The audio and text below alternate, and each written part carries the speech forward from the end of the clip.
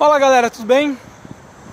Estou aqui de novo na quadra da UFABC, da Universidade Federal do ABC, no período onde eu estava estudando nas salas. Eu venho aqui com meu filho, ele está no skate, e é um período onde eu queria fazer algumas reflexões, porque é o tempo que tenho disponível. E frente às decisões que eu tenho que tomar, indicando as matérias a serem cursadas, etc., eu estou estudando por conta algo em filosofia.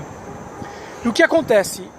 Estudando filosofia, a questão de como os gregos se iniciariam na questão ética, no sumo bem, na busca do bem, etc., caímos nos cristãos, nós, né, no caso.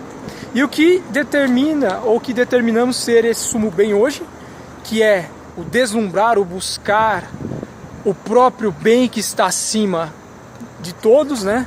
A questão moral que determina que há um ser superior, e na verdade o sumo bem é deslumbrar e saber mais sobre esse ser. E o que me preocupa em toda essa questão, primeiramente, é inerrância. Vemos pelas escrituras, que são a nossa base, que na verdade havia a inerrância, a não capacidade de errar dos apóstolos. Estes totalmente inspirados.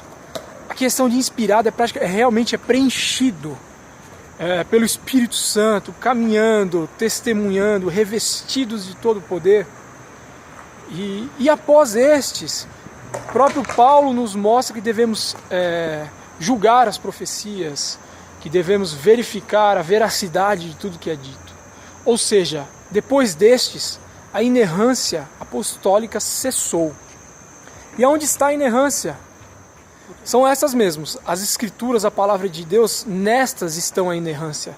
Ou seja, é o nosso alinhamento com elas, é o nosso deslumbrar, é o nosso desdobrar, é o nosso relacionar.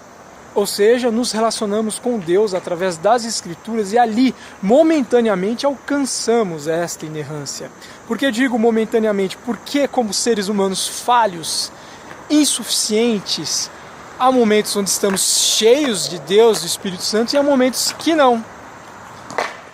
E o que me preocupa e aonde eu quero chegar com isso é o poderio. Veja que dentro desta questão, nós cristãos defendemos o sumo bem como o deslumbrar, o descobrir mais de Deus e quem é Deus e tudo sobre este. Nos relacionamos através de um diálogo, orações, e estas são respondidas. Mas veja, o poder vai estar na mão destes que obtêm as respostas, destes que defendem ter as revelações, que defendem receber as orientações diretamente de Deus. Veja, a deturpação hoje, as heresias hoje e a própria extorsão dos fiéis estão contidas nesse fato. Eu recebi de Deus, ou eu sou enviado de Deus, eu sou apóstolo hoje. Eu não sei apóstolo de quê, né? Porque no primeiro século depois de Cristo já não havia mais nenhum apostolado. E eu faço, eu me apodero. Eu sou o poderio cabeça da igreja. As escrituras realmente nos dão ensejo para uma certa liderança da igreja. Uma liderança, mas a fim de quê? A fim da edificação do corpo. O maior interessado na edificação dos santos, é o próprio Deus. A reunião destes, a koinonia, a comunhão, está neste encontro que temos aos domingos, etc. A comunhão da igreja de Cristo. A verdadeira igreja está contida ali, no meio da comunhão. E é interessante ao próprio Deus a edificação destes. E as ferramentas são os pastores, mestres e etc. Só que veja, eles são servos de Deus para edificação do corpo. E o que é importante aí é a própria edificação, ou seja, são servos da própria edificação. São ferramentas secundárias de Deus à edificação do corpo. Desta forma, o poderio está na koinonia, na comunhão, no corpo, na igreja de Cristo, do qual Ele é o cabeça. E aonde eu quero chegar com tudo isso? Veja, muitos, por exemplo, isso eu já vi, isso é terrível, defender o dar à igreja, o dizimar à igreja para a conquista de bens, para a conquista, por exemplo, da casa, da tão sonhada casa própria. E nesta junção de todos os dízimos, etc., nessa junção, pastor ou líder, etc., conquista sua, uma mansão. Veja a incoerência.